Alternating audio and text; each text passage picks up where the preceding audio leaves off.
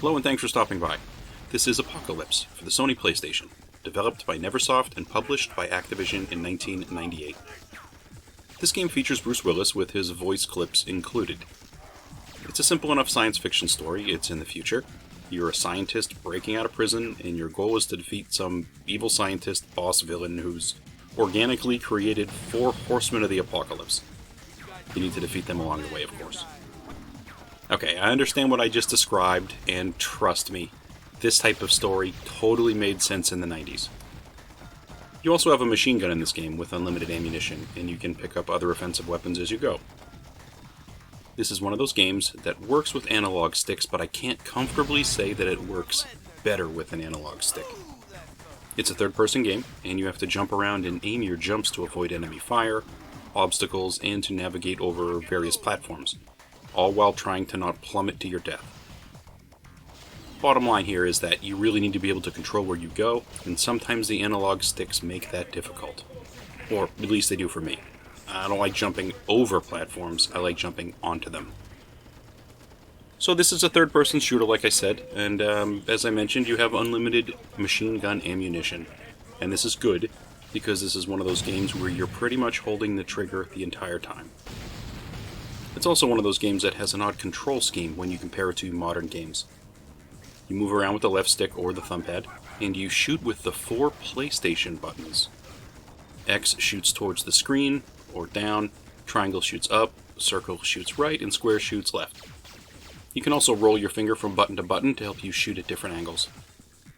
I guess the question is whether or not this control scheme actually works. I guess I think it works okay, but it's definitely not great.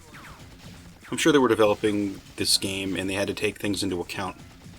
Probably that the players might have the original PlayStation controllers, and if they didn't have the analog stick options they needed to be able to play. Maybe. I'm just guessing. Since these buttons are used to shoot in different directions, that means you have to utilize other buttons on the controller if you want to do other things in the game. There are a variety of weapons you can pick up in addition to your machine gun. They're all pretty decent, and once you get used to how the game works and flows, you're probably going to start saving these weapons for bosses or for some of the crazy areas. You can get homing missiles, a flamethrower, electricity, a pulse laser, and there are 1 or 2 more. With weapons, the L2 button lets you scroll through what you have. The L1 button will crouch you, so you can potentially dodge some incoming fire. But honestly, I haven't been using crouch very much at all. The R2 button is a smart bomb if you have one, and this will pretty much clear most of the screen of enemies.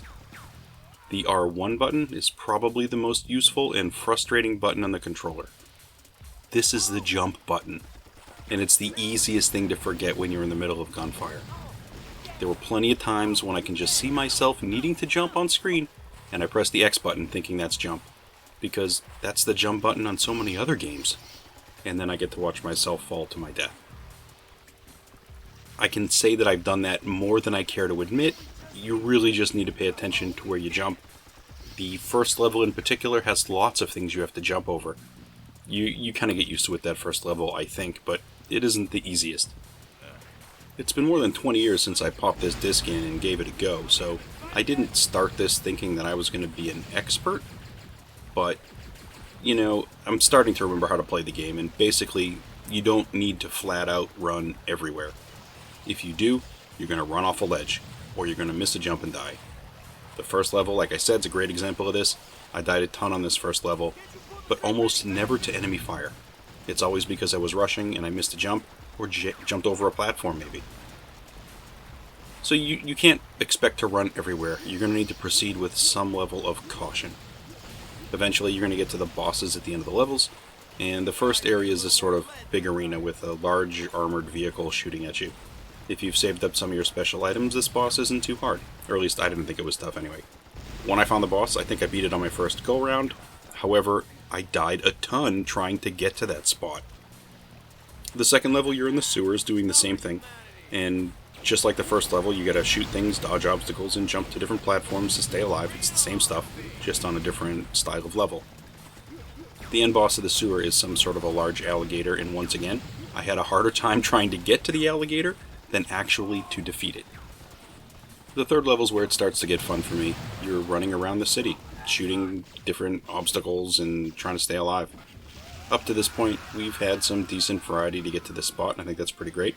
And best of all this, when you beat a level, you can save the game. If you have a particularly frustrating time with the level, when you finally struggle your way through it, you can save it. Now you don't have to ever repeat the level again. It's great. And this game has a long list of available save states, which is nice. You could probably do one for almost every level. Thank you, Neversoft. Good job. I should probably mention the handling just a bit more. In addition to the direction you move and the direction you shoot, you sort of have to deal with the camera, and the camera moves its perspective as the game moves from time to time. On any given level, the map might rotate partially, or 90 degrees, and now you're moving left to right as opposed to forward.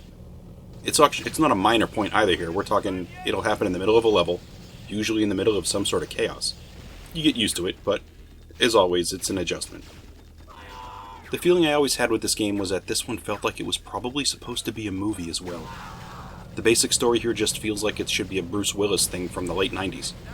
It just sort of felt like there should be a logical tie-in there, but there doesn't seem to be.